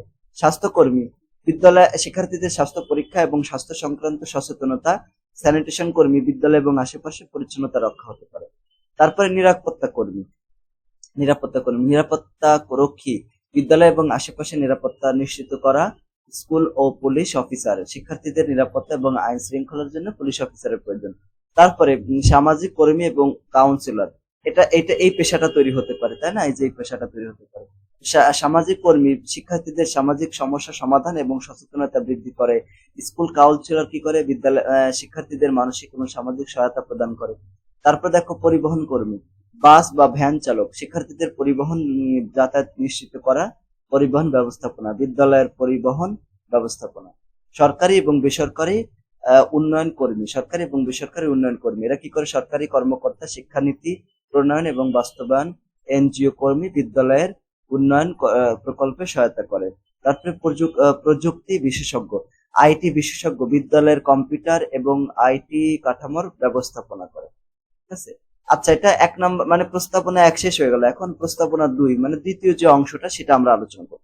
এখন প্রস্তাবনা তৈরি দ্বিতীয় অংশে আমরা কি করব, ভবিষ্যৎ প্রযুক্তির মাধ্যমে প্রস্তাবিত সমাধান মানে আমরা যে কাজগুলো করলাম, ঠিক আছে, মানে যেভাবে আর কি, তো ভবিষ্যতে ওই ওই কাজগুলো আর কি ভবিষ্যৎ প্রযুক্তির মাধ্যমে প্রস্তাবিত সমাধান মানে আরো ভবিষ্যতে কি কি প্রযুক্তি তৈরি হতে পারে যার মাধ্যমে এই সমাধানগুলো করা যেতে পারে। যেমন সমস্যাটি সমাধানের জন্য প্রকল্পে কি ধরনের প্রযুক্তি ব্যবহার করা, সেগুলোর নাম বর্ণনা করতে হবে। প্রযুক্তি ব্যবহৃত প্রযুক্তির মধ্যে কোনগুলো ভবিষ্যৎ, কোন নতুন বা এগুলো চিহ্নিত করতে হবে এবং এগুলোর মাধ্যমে কিভাবে সমস্যাটি সমাধান করা যায় তা সম্পর্কে বিজ্ঞান ভিত্তিক এবং যুক্তি নির্ভর প্রস্তাব উপস্থাপন করতে হবে। ঠিক আছে, 1 নম্বর প্রশ্ন মানে এই যে দ্বিতীয় অংশের প্রথম প্রশ্ন 5 নম্বরটা, তারপরে 4 নম্বর, 5 নম্বর, 6 নম্বর এবং 7 নম্বর প্রশ্ন উত্তর দিতে হবে। ঠিক আছে, তো আমরা এটার উত্তর দেবো। প্রথমে রয়েছে ভবিষ্যৎ প্রযুক্তির মাধ্যমে প্রস্তাবনা সমাধান, তারপরে রয়েছে প্রকল্প কেন্দ্রিক সম্ভাব্য নতুন পেশার দক্ষতা অন্বেষণ করা, পরিবেশের উপরে প্রকল্পটির প্রভাব নির্ণয়, সমাজ বা মানব কল্যাণে প্রকল্পটির ভূমিকা উপস্থাপন, এগুলা। এখন 4 নম্বর প্রশ্ন সেটা হচ্ছে ভবিষ্যৎ প্রযুক্তির মাধ্যমে প্রস্তাবিত সমাধান কিভাবে করব। দেখো, প্রথমে যেটা রয়েছে স্মার্ট ক্লাসরুম, ইন্টারেক্টিভ বোর্ড, এটা লাগবে মানে স্মার্ট ক্লাসের রুমের জন্য ইন্টারেক্টিভ বোর্ড লাগবে। ডিজিটাল বোর্ড যা শিক্ষকদের পাঠদানকে আরো আকর্ষণীয় এবং ইন্টারেক্টিভ করে তুলবে। ভার্চুয়াল রিয়েলিটি, ঠিক আছে, আগমেন্টেড রিয়েলিটি, এখানে শিক্ষার্থীদের বিষয়বস্তুর বাস্তব অভিজ্ঞতা পেতে পারে। তারপরে 2 নম্বর হচ্ছে অনলাইন শিক্ষা প্ল্যাটফর্ম, ই লার্নিং প্ল্যাটফর্ম, শিক্ষার্থীরা অনলাইন ক্লাস, কুইজ এবং পরীক্ষায় অংশগ্রহণ করতে পারবে। শিক্ষা অ্যাপ, মোবাইল অ্যাপের মাধ্যমে শিক্ষার্থীরা ঘরে বসেই পাঠ্য বই, ভিডিও লেকচার এবং অন্যান্য শিক্ষা সামগ্রী অ্যাক্সেস করতে পারে। তারপর 3 নম্বর নিরাপত্তা ব্যবস্থা, স্মার্ট ক্যামেরা এবং সেন্সর, বিদ্যালয়ের চারপাশে স্মার্ট ক্যামেরা এবং সেন্সর স্থাপন করে নিরাপত্তা নিশ্চিত করতে হবে। তারপরে বায়োমেট্রিক অ্যাক্সেস, বিদ্যালয়ে প্রবেশের জন্য বায়োমেট্রিক সিস্টেম, ফিঙ্গারপ্রিন্ট, এগুলো ব্যবহার করতে হবে। স্বাস্থ্য এবং স্যানিটেশনের জন্য automated sanitation device, smart toilet এবং হাত ধোয়ার সিস্টেম যা স্বয়ংক্রিয়ভাবে পরিষ্কার থাকে। তারপরে হেলথ মনিটর রিং ডিভাইস, শিক্ষার্থীদের স্বাস্থ্য পর্যবেক্ষণ করার জন্য স্মার্ট হেলথ মনিটরিং ডিভাইস ব্যবহার করা যেতে পারে। পরিবহন ব্যবস্থার জন্য স্মার্ট বাস ট্র্যাকিং সিস্টেম, শিক্ষার্থীদের যাতায়াতের জন্য স্মার্ট বাস ট্র্যাকিং সিস্টেম চালু করা যেতে পারে যা অভিভাবকরা তাদের বাসের অবস্থান জানতে পারবে। ইলেকট্রিক ও অটোমাস যানবাহন, পরিবেশ বান্ধব ইলেকট্রিক যানবাহন ও স্বয়ংক্রিয়ভাবে চলাচলকারী যানবাহন ব্যবহার করতে হবে। তারপরে 6 নম্বর শিক্ষার মান উন্নয়ন, আপডেটিং লার্নিং সফটওয়্যার, শিক্ষার্থীদের দক্ষতা অনুযায়ী কন্টেন্ট ব্যবহার করে। তারপরে এআই টিউটরিং সিস্টেম, কৃত্রিম বুদ্ধিমত্তার মাধ্যমে শিক্ষার্থীদের ব্যক্তিগত সহায়তা প্রদান করে। তারপরে যোগাযোগ এবং প্রশাসনের ক্ষেত্রে স্কুল ম্যানেজমেন্ট সফটওয়্যার থাকতে পারে। তারপর দেখো পরিবেশ এবং শক্তি ব্যবস্থাপনার ক্ষেত্রে সোলার প্যানেল থাকবে, ঠিক আছে, স্মার্ট লাইটিং সিস্টেম থাকবে। এগুলো হচ্ছে নতুন প্রযুক্তি। তারপরে 5 নম্বর প্রশ্ন, প্রকল্প কেন্দ্রিক সম্ভাব্য নতুন পেশার দক্ষতা অন্বেষণ করা। স্মার্ট ক্লাসরুমের জন্য স্মার্ট ক্লাসরুম টেকনিশিয়ান দরকার হবে। এজন্য দক্ষতা কি লাগবে, ইন্টারেক্টিভ বোর্ড এবং ডিজিটাল শিক্ষা সামগ্রী ইনস্টলেশন করতে হবে, ঠিক আছে। তারপর রক্ষণাবেক্ষণ, ভার্চুয়াল রিয়েলিটি এবং আগমেন্টেড রিয়েলিটির জন্য শিক্ষকদের সাথে কাজ করার দক্ষতা থাকতে হবে। শিক্ষকদের ডিজিটাল টুল ব্যবহারে সহায়তা প্রদান করতে হবে। তারপরে অনলাইন শিক্ষা কন্টেন্ট ডেভেলপারের জন্য দক্ষতা, ই লার্নিং প্ল্যাটফর্মের জন্য কন্টেন্ট তৈরি, ভিডিও লেকচার, ই বুক, তারপরে কুইজ এবং ইন্টারেক্টিভ শিক্ষামূলক গেম তৈরি করতে হবে, ঠিক আছে। তারপরে শিক্ষা নিরাপত্তা প্রযুক্তিবিদ, এর জন্য কি দক্ষতা লাগবে, স্মার্ট ক্যামেরা এবং সেন্সর ইনস্টলেশন, রক্ষণাবেক্ষণ, বায়োমেট্রিক অ্যাক্সেস সিস্টেম পরিচালনা, এগুলো থাকবে, ঠিক আছে। তারপরে স্বাস্থ্য এবং স্যানিটেশন ইঞ্জিনিয়ারিং জন্য কি দক্ষতা থাকবে, এই দক্ষতাগুলো স্ক্রিনশট দিয়ে পড়বা।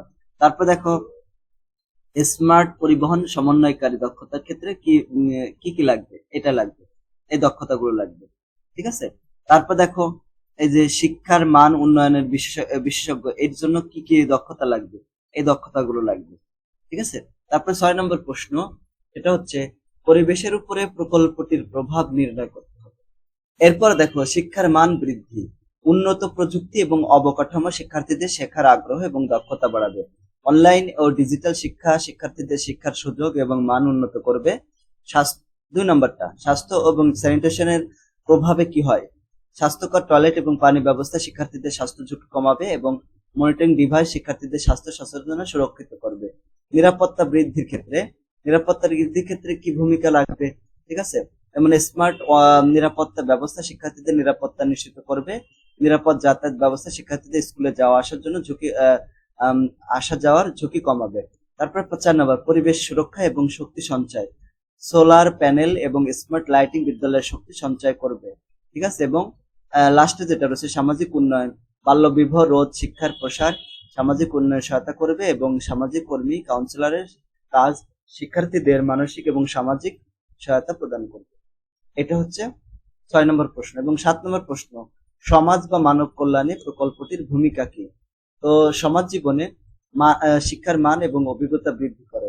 ঠিক আছে, কিভাবে বৃদ্ধি করে এখানে লেখা আছে, তুমি স্ক্রিনশট দিয়ে পড়ে নিও। স্বাস্থ্য এবং নিরাপত্তা উন্নয়ন করে, তারপরে পরিবেশ সুরক্ষা এবং বিকাশ করে, তারপরে সমাজের উন্নয়ন এবং সংকল্প তো কর্ম তৈরি করে। এটা এখান থেকে লিখে নিবে। ঠিক আছে, এরপরে লাস্টে যেটা প্রস্তাবনা প্রকল্প উপস্থাপনের ক্ষেত্রে আমাদের সময়সূচি লাগবে। মনে করো লাস্টে একদম এখানে যে লাস্টের যে প্রশ্নটা সেটা ছিল এটা যে মানে তোমাদের স্কুলে একটা মনে করো যে এই যে যে বিষয়গুলো তোমরা আলোচনা করলে সেগুলোর জন্য একটা অনুষ্ঠান করবে, সেই অনুষ্ঠানের সময়সূচি। ঠিক আছে, উদ্বোধনী বক্তব্য 9টা থেকে 9টা 30, 9টা 30 থেকে 10টা 30 পর্যন্ত প্রকল্প উপস্থাপন, তারপরে প্রশ্নোত্তর পর্ব, বিরতি, ফলাফল এবং পুরস্কার গ্রহণ। এটা হচ্ছে নমুনা প্রশ্ন 5-এর উত্তর। এখন নমুনা প্রশ্ন 6। দেখো নমুনা প্রশ্ন 6-এর প্রথম রয়েছে একক কাজ। একক কাজের ভিতরে ক নম্বর আছে, নিজ পরিবারের সদস্যদের সঙ্গে আলোচনা করে পরিবারের আয়ের উৎসগুলো খুঁজে বের করো। তো এটার উত্তর হচ্ছে এই যেগুলা। ঠিক আছে, যেমন চাকরি, বেতন, ব্যবসা থেকে মুরগির চাষ, এগুলো এখানে স্ক্রিনশট দিয়ে নেবা। ঠিক আছে, তারপরে 2 নম্বর প্রশ্ন, নিজের এবং পরিবারের অন্যান্য সদস্যদের কি কি দক্ষতা আছে যা কাজে লাগিয়ে পরিবারের ব্যয় কমানো যায়, অর্থাৎ পরোক্ষ আয়ে ভূমিকা রাখা যায়, তার একটা তালিকা। এই সেই তালিকা তৈরি করলাম। ঠিক আছে, এগুলো তুমি স্ক্রিনশট দিয়ে লিখবা। তারপর এখানে তোমার পরিবারের বাজেট পরিকল্পনার সময় কোন কোন বিষয়গুলো বিশেষভাবে নজর রাখতে হবে। ঠিক আছে, যে বিষয়গুলো বাজেট রাখতে হবে, দেখো 1 নম্বর এটা। তারপর 2 নম্বর, যেসব জিনিস পছন্দ কিন্তু দৈনন্দিন জীবনের সেগুলো চলবে না, এইটা স্ক্রিনশট দিয়ে লিখে নিবা। ঠিক আছে, ভিডিও অনেক বড় হয়ে যাবে তার জন্য। পরিবারে 1 মাসের জন্য ব্যয় পরিকল্পনা, এটা খুব খুব খুব গুরুত্বপূর্ণ। ঠিক আছে, এটা তোমরা করবা এই যে এইভাবে। যেমন খাদ্যের ক্ষেত্রে তোমাদের 1 মাসে কয় টাকা খরচ হয়, এখানে একবারে যোগ করে লিখে দিবা। ঠিক আছে, আলাদা লেখার দরকার নেই। তারপরে বস্ত্রের ক্ষেত্রে তোমাদের পরিবারে মোট কত টাকা খরচ হয়, একবারে এখানে লিখে দিবা। বাসস্থানের ক্ষেত্রে মানে বাসা ভাড়া টাড়ার জন্য কয় টাকা খরচ হয়, একবারে এখানে লিখে দিবা। ঠিক আছে, এরকম। শিক্ষা ক্ষেত্রে তোমার পরিবারে মানে শিক্ষার ক্ষেত্রে কয় টাকা খরচ হয়, একবারে এখানে লিখে দিবা। তারপরে গৃহস্থালী কাজে কয় টাকা খরচ হয়, একবারে এখানে লিখে দিবা। যোগাযোগ এবং যাতায়াতের ক্ষেত্রে কয় টাকা খরচ হয়, এখানে একবার লিখে দিবা।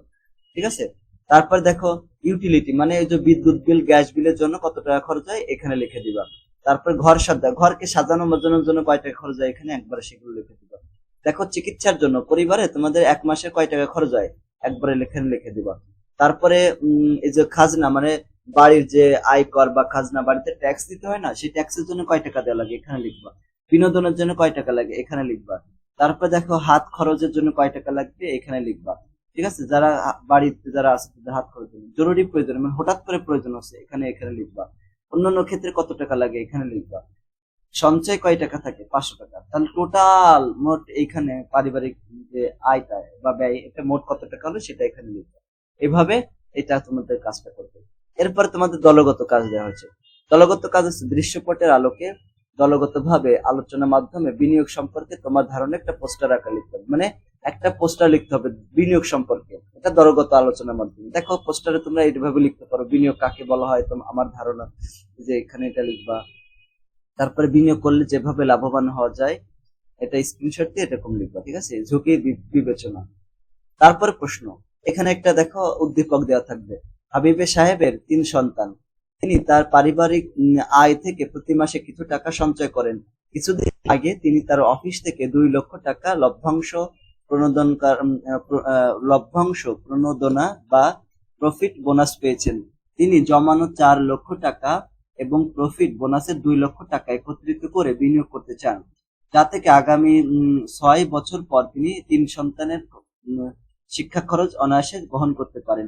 এই টাকার উপরে তিনি নির্ভরশীল না হলেও টাকাটা তার কাছে খুবই গুরুত্বপূর্ণ। তাহলে এখন প্রশ্ন হচ্ছে, জনাব হাবিবের জন্য সর্বোত্তম বিনিয়োগের খাত নির্বাচন করো এবং সপক্ষে যুক্তি দেখাও। দেখো, আমরা এভাবে লিখতে পারি, জনাব হাবিব তার জমানো টাকা ব্যাংকে আমানত হিসেবে রাখতে পারেন। এতে করে নির্দিষ্ট একটি সময় পরে তিনি তার মূল টাকার বাইরেও ভালো পরিমাণে অর্থ মুনাফা পাবেন। এক্ষেত্রে যৌক্তিকতার কারণ কি, মানে কেন এরকম করতে বললাম আমরা? এতে তার বিনিয়োগকৃত অর্থের উপরে মোটামুটি মুনাফা আসবে, ঝুঁকি কম, আবার অতি জরুরি প্রয়োজনে ইচ্ছা করলে তিনি টাকাটা উঠাতে পারবেন, ঠিক আছে, তুলে ফেলতে পারবেন। যেহেতু টাকাটা তার কাছে খুবই গুরুত্বপূর্ণ, তাই সে সমস্ত খাতে ঝুঁকি রয়েছে, শেয়ার বাজার বিনিয়োগ জরুরি, এগুলো থেকে দূরে থাকতে হবে, এগুলো মানে বিনিয়োগ করা যাবে না, ঠিক আছে। এমন কোন খাতে বিনিয়োগ করা যাবে না যেখান থেকে চাইলেই তিনি নগদায়ন করতে পারবেন না, মানে টাকা উঠাতে পারবেন না, এরকম জায়গা করা যাবে না। এরপরে একটা কাজ হচ্ছে পারিবারিক বিনিয়োগ পরিকল্পনার ধাপ সমূহ তৈরি করা। দেখো, এই যে 5টা ধাপ রয়েছে, এই ধাপগুলো সুন্দর করে একটা ফ্লো চার্ট আকারে পরীক্ষা আসবে, যে ফ্লো চার্ট আকারে এগুলো উপস্থাপন করো। 7 নম্বর নমুনা প্রশ্ন হচ্ছে দলগত কাজ। প্রথমে এখান থেকে তোমাদেরকে কি করতে হবে, তোমাদের বিদ্যালয়ে বা শিক্ষা প্রতিষ্ঠানে আয়োজিত একটা অনুষ্ঠান রয়েছে, ওই অনুষ্ঠানে তোমরা কি করবা, শিক্ষকের সহায়তায় তোমরা ব্যবসায়ের কার্যক্রম পরিচালনা করবা। ব্যবসা, যে কোনো একটা ব্যবসা করবা, সেটা হতে পারে পোশাক বিক্রি করা বা এরকম করে কিছু নির্দেশনা অনুসরণ করে এবং আগের আইডিয়াকে প্রয়োজন অনুযায়ী পরিমার্জন করে পরিকল্পিত উপায়ে প্রকল্প মানে প্রস্তাবনা করো, তার অথবা নতুন কোনো আইডিয়া নিয়ে কাজ করতে পারো। উদ্যোক্তা হিসেবে তোমার যাত্রা শুভ হোক, এরকম, ঠিক আছে। তো এখানে ক্ষুদ্র ব্যবসা শুরু করার ধারাবাহিক ধাপ। এখন দেখো, ধারাবাহিক ধাপ এগুলো কিন্তু এটা কিন্তু খুবই গুরুত্বপূর্ণ। অনেকগুলো ধারাবাহিক ধাপ রয়েছে, যেমন ধারাবাহিক ধাপ 1 নম্বর হচ্ছে ব্যবসার আইডিয়া নির্দিষ্ট করা। এগুলো কিন্তু কোনো কিছু মুখস্থ করা লাগবে না, এখানে জাস্ট বইতে আছে, তোমরা সুন্দর করে এইভাবে দেখবা, পরীক্ষা আসলে এইভাবে লিখবা। ধাপ 2 হচ্ছে বাজার যাচাই এবং ফলাফল বিশ্লেষণ করা। এটাকে স্ক্রিনশট দাও, প্রথমটা করবা, তারপর এটাকে স্ক্রিনশট দাও। তারপরে ব্যবসায়িক পরিকল্পনা প্রণয়ন। মনে করো আমরা ব্যবসা করব হচ্ছে কিছু খেলনা বিক্রি করব, ঠিক আছে, তার জন্য আমরা ব্যবসায় পরিকল্পনা প্রণয়ন করতেছি। সম্ভাব্য ক্রেতা কারা, বিদ্যালয়ের শিক্ষার্থী এবং অনুষ্ঠানে আগত অভিভাবক। তারপরে ব্যবসায়িক পণ্য কি, আকর্ষণীয় শোপিস বিক্রি করব। বিপণন কৌশল হচ্ছে সামাজিক যোগাযোগ মাধ্যমে, মানে আমরা এখানে বিজ্ঞাপন দেবো সামাজিক যোগাযোগের মাধ্যমে। ব্যবসায়ের মুনাফা নির্ধারণের হার, মোট আয়ের ব্যয়ের পরে 10% মুনাফা অর্জন করবে, ঠিক আছে, এটা। তারপরে 4 নম্বর ব্যবসায়ের জন্য আর্থিক চাহিদা নিরূপণ। এটা সবচেয়ে ইম্পর্টেন্ট। এই ধাপে আমাদের ব্যবসায়ের শুরু করার জন্য এবং ব্যবসা চালিয়ে যেতে কত টাকা প্রয়োজন তার একটা সুস্পষ্ট হিসাব করব, ঠিক আছে। যেমন দেখো, আমাদের বিদ্যালয়ের মাঠে দোকানের জন্য প্যান্ডেল বাবদ খরচ হচ্ছে 1500 টাকা। তারপরে দোকানের এই যে সাজানোর জন্য কত টাকা খরচ হলো সেটা লিখবো। তার দোকানের জন্য পণ্য ক্রয় করলাম, আপ্যায়ন ব্যয়, যাতায়াত ব্যয়, ঠিক আছে, অন্যান্য ব্যয়, এটা করবো। তাহলে ব্যবসার জন্য প্রয়োজনীয় এত টাকা, মানে মোট লাগবে হচ্ছে 22,500 টাকা, ঠিক আছে। এটা তো দলগত কাজ আর কি। বাস্তবায়নের ব্যবসায়ের সম্ভাব্য আয়, ব্যয় এবং মুনাফা নির্ধারণ এবং আর্থিক বিশ্লেষণ করবো এই ধাপে। তো এখানে প্রথমে কি করবো, শোপিসের মূল্য 150 টাকা, আমরা যে টাকা কিনবো আর কি, 150 মানে 15 টাকা, 115 টাকা 150 পিসের দাম কত হয়, এত টাকা হয়। পরিবহন ব্যয় হচ্ছে 300 টাকা, তাহলে মোট ব্যয় কত টাকা হলো, এই যে এত টাকা, 18,000 টাকা। তার মানে প্রতিটি শোপিসের বিক্রয় মূল্য হবে কত টাকা, ক্রয় মূল্য কয় টাকা দিয়ে আমরা ক্রয় করেছি, এই যে 18,000 টাকাতে এটাকে ভাগ করতে হলে 150 দিয়ে, তাহলে 120 টাকা হয়। এখন আমাদের লাভ করতে হবে না, তো লাভ করতে হবে, মনে করো 120 টাকা লাভ করতে হবে। কত টাকা লাভ করবো, 10% লাভ করবো, ঠিক আছে, 10%। 10% লাভ করতে হলে তাহলে আমাদের কি করতে হবে, দেখো, শোপিসের মোট ক্রয় মূল্য হচ্ছে 18,000 টাকা। এখন আপ্যায়নের জন্য ব্যয় এত টাকা হয়েছে, তারপর যাতায়াতের অন্যান্য উপকরণের জন্য এত টাকা, এবং মোট ব্যয় কত টাকা হলো, মোট ব্যয় হচ্ছে এত টাকা, ঠিক আছে। এখন মোট ব্যয়ের উপরে 10% মুনাফা যদি হয় তাহলে কত টাকা হবে, ঠিক আছে। মুনাফা যদি 10%, মানে মোট কত ব্যয় ছিল, 19,500 টাকা, তাই না, 19,500 টাকা। এখন এই 19,500 টাকা এর 10% করবো, 10% মানে 10/100, তাহলে আমাদের কত হলো? এই 1950 টাকা। দেখো এই যে এটা কাটাকাটি করে এই যে 1950 টাকা হয়। তাহলে 1950 টাকা থাকলে এই যে এইভাবে, এরপরে মোট ব্যয়ের উপরে 50 টাকা মুনাফার জন্য এত টাকা, তাই না? তাহলে মোট বিক্রয় মূল্য কত টাকা হবে? মোট কত টাকা বিক্রয় করতে হবে? এই 1950 এর সাথে 19,050 সাথে এই যে 1950 টাকা, মানে 19,500 সাথে 1950 টাকা কি করতে হবে? যোগ করে দিতে হবে। তাহলে মোট এত টাকা। এখন আয় ব্যয় বিবরণী, ব্যবসায়ের 150টি শো পিচের মধ্যে মনে করো 140টা বিক্রয় হয়ে গেছে। তাহলে কিভাবে কি হিসাব করতে হবে এখন? যে তাহলে আমাদের কি কয় টাকা করে, এক এক পিস কয় টাকা করে বিক্রি করতে হবে? ঠিক আছে, যদি আমরা বিক্রি করতে চাই এক এক পিস, আমরা যদি লাভবান হতে চাই তাহলে এক এক পিস কত টাকা করে বিক্রয় করতে হবে? দেখো 140 পিস বিক্রি হয়েছে, তাই না? তাহলে আমাদের বিক্রি করতে হবে কত টাকা যদি আমরা লাভবান হতে চাই? দেখো মোট ছিল হচ্ছে 21,450 টাকা, তাকে ভাগ করবো 150 দ্বারা। 150 টাকা দ্বারা ভাগ মানে 150 পিস ছিল, তাহলে 145 টাকা 43 টাকা হয়, 43 টাকা। ঠিক আছে, তাহলে এক পিসে বিক্রি করতে হবে 143 টাকা। তাহলে আমরা তো বিক্রি করেছি 40 পিস, 140 পিস, তাহলে তার মূল্য হলো এত টাকা। এখন মোট ক্রয় করা হয়েছিল, মোট হচ্ছে বিক্রয় মূল্য, তাহলে এত টাকা হয়েছে, তাই না? বিক্রি মানে যে কয় টাকা বিক্রি করা হয় নাই, ঠিক আছে, সেটা কত? 10টা বিক্রি করা হয়নি। আচ্ছা দেখো, এখন বিক্রিত পণ্যের ব্যয় কত টাকা? ব্যয় হচ্ছে মানে যে কয় টাকা যেটা ব্যয় করেছিলাম 120 পিস, ঠিক আছে, 120 পিস, সরি 120 না, মানে 140 পিস এবং 120 টাকা করে ক্রয় করা হয়েছিল, তাহলে এত টাকা। এখন এর থেকে বিয়োগ করলে এই কয় টাকা হচ্ছে আমাদের লাভ হচ্ছে। ঠিক আছে, এখন আমাদের যে কয় টাকা খরচ হয়েছিল, যেমন আপ্যায়নের ক্ষেত্রে এত টাকা হয়েছিল, অন্যান্য ব্যয় এত টাকা হয়েছিল, তারপরে তাহলে এখানে মোট আমরা এই দুটাকে যোগ করে দেবো। ঠিক আছে, এই যে এই দুটাকে যোগ করে দিলাম, যোগ করলে এইটার এটা যোগ যদি করি, যোগ করলে এত টাকা হয়। এবং কর পূর্ববর্তী ব্যয় কত? মোট লাভ থেকে মোট পরিচালনা ব্যয় বিয়োগ করতে হবে। এই যে এখানে দেখো 3220 থেকে আমাদের এই 1500 টাকা বিয়োগ করে দিতে হবে, তাহলে এত টাকা থাকে। এবং এখানে কর হচ্ছে 70 টাকা, তাহলে কর পরবর্তী, তাহলে এই যে 1720 টাকা থেকে এই যে 70 টাকা আবার বিয়োগ করে দিলাম, তাহলে এখানে এই টাকা থাকলো, মানে 1650 টাকা। এটা হচ্ছে সম্ভাব্য আয়। ঠিক আছে, অর্থাৎ সম্ভাব্য আয় ব্যয় বিবরণী থেকে দেখা যায় যে ব্যবসাটি লাভজনক হয়েছে, মানে লাভ হয়েছে এই জন্য। তারপরে পরের ধাপ হচ্ছে 6 নম্বর ধাপ, এটা স্ক্রিনশট দিয়ে নিবা। তারপর 7 নম্বর ধাপ, 8 নম্বর ধাপ, এটাকে স্ক্রিনশট দিয়ে এইভাবে পরীক্ষা আসলে লিখে দিবা। তারপরে দেখো নমুনা এইখানে আরেকটা প্রশ্ন, সেটা হচ্ছে এটা যে তোমার এলাকার অনেকগুলো সমস্যা রয়েছে। ঠিক আছে, এই যে দেখছো কত সমস্যা, শিক্ষা, স্বাস্থ্য, খাদ্য, দুর্যোগ, যানজট, বিনোদন, খেলাধুলা, পরিবেশ, কত শিশু, এরকম কত শিশু সমস্যা রয়েছে। এখন ওই সমস্যা থেকে, তো এটা কিন্তু আরেকটা প্রশ্ন আর কি, উল্লেখিত সমস্যাগুলো থেকে একটি সমস্যা চিহ্নিত করো এবং তোমার এলাকা বিবেচনা করে সমস্যাটির বিবরণ লেখো। এখন আমরা যে সমস্যা দেখো, 1 নম্বর হচ্ছে আমরা কি করেছি? সমস্যা চিহ্নিতকরণ করেছি। দেখো এই যে এখানে সমস্যা চিহ্নিতকরণ করেছি। তো এইটা হচ্ছে, এটাকে স্ক্রিনশট দিবা এরকম করে। আমাদের গ্রামে চাষাবাদ শুরুর সময় বেশিরভাগ কৃষক অর্থনৈতিক সংকটে পড়ে যান, সার, তারপর বীজ কেনা, এইগুলো থেকে স্ক্রিনশট দিবা। তারপর 2 নম্বর ধাপে হচ্ছে সমস্যা সমাধানের উপায় অনুসন্ধান করতে হবে। ঠিক আছে, কি কি উপায় এগুলো করা যায়? যেমন নির্বাচিত সামাজিক সমস্যা, ভুক্তভোগী, চাষাবাদী এবং তারা কি কি সমাধান করতে চায়, এটা।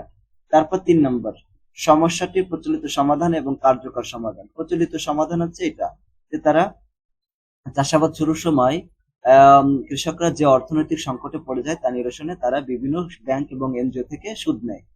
তারপরে কার্যকর সমাধান হচ্ছে সমস্যার বিবরণ, তারপর সমাধানের কার্যকর উপায়, এই কার্যকর সমাধান কেন ভাবছি, বিভিন্ন প্রস্তাবিত সমাধান অন্য সমাধান থেকে কেন আলাদা, এটা সুন্দর করে লিখতে। ঠিক আছে, তারপরে 4 নম্বর হচ্ছে সমস্যা সমাধানের দলগত উদ্যোগ। ঠিক আছে, এই যে দলগত উদ্যোগ নিয়েছি সেগুলো আমাদের দলের সদস্যদের নাম এবং কর্মপদ্ধতি এখানে লিখবা। তারপরে সহযোগী ব্যক্তি, সংস্থা এবং প্রতিষ্ঠানের নামের তালিকা এখানে লিখে দেব এইভাবে। ঠিক আছে, স্ক্রিনশট দিয়ে দিবা। 5 নম্বরে উদ্যোগের বাস্তবায়ন পরিকল্পনা, মানে আমরা যে কাজটা করতে চাচ্ছি তাদের সাহায্য করতে, সেটা বাস্তবায়ন একটা ফ্লো চার্ট আকারে লিখতে বলবে। একটা ফ্লো চার্ট আকারে লিখলে এইভাবে লিখতে হবে, সুন্দর করে এটা স্ক্রিনশট। ঠিক আছে, এই স্ক্রিনশট দিয়ে এইভাবে তোমরা লিখবে।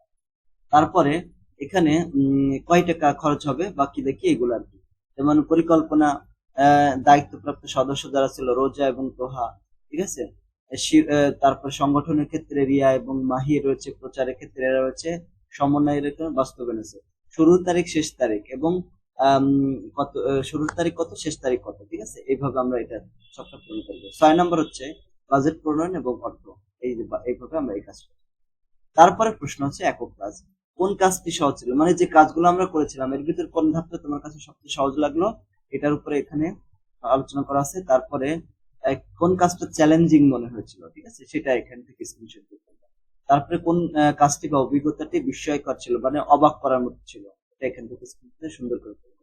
তারপরে এখানে একটা প্রজেক্ট ওয়ার্কিং আছে, এটাও সুন্দর করবা। এটা মানে জাস্ট জেনে রাখবা, ঠিক আছে। দলগত কাজ, দল এক যেটা করবে আয়োজক কমিটি, তারপর দল 2 হচ্ছে বাজেট এবং অর্থ কমিটি, দল 3 হচ্ছে প্রচার এবং আমন্ত্রণ কমিটি, এবং দল 4 হচ্ছে উপস্থাপনা এবং অভ্যর্থনা কমিটি। আয়োজক কমিটি কি কাজ, এখানে বাজেট বা অর্থ কমিটির কাজ কি এবং প্রচার কমিটির কাজ কি, এটা এখানে লেখা আছে। তো প্রিয় শিক্ষার্থী বন্ধুরা, এই হচ্ছে তোমাদের সাজেশন এবং নমুনা প্রশ্ন। তোমরা যদি এটাকে 100% ফলো করতে পারো, ইনশাআল্লাহ আশা করা যায় যে 100%ই তোমরা কমন পাবা পরীক্ষায়। তোমরা 100% ইনশাআল্লাহ কমন পাবো যদি তোমরা ভালো করে পড়ে যাও, ঠিক আছে। তার জন্য প্রথমে কি করতে হবে, প্রথমে মূল বইয়ের ফাঁকা জায়গাগুলো পড়তে হবে, তারপরে এই নমুনা প্রশ্নগুলো সুন্দর করে দেখে যাবা। একটা কিছু মুখস্থ করা লাগবে না, জাস্ট দেখে যাবা সুন্দর করে, ঠিক আছে। তো সকলকে ধন্যবাদ। আসসালামু আলাইকুম ওয়া রাহমাতুল্লাহি ওয়া বারাকাতুহু। আর পরীক্ষা যেদিন হবে তার আগের দিন রাত্রের বেলা আমরা একটা সাজেশন দিয়ে দেবো, ওটা তোমরা পড়লে আরো কমন পাবা। সকলকে ধন্যবাদ। আসসালামু আলাইকুম।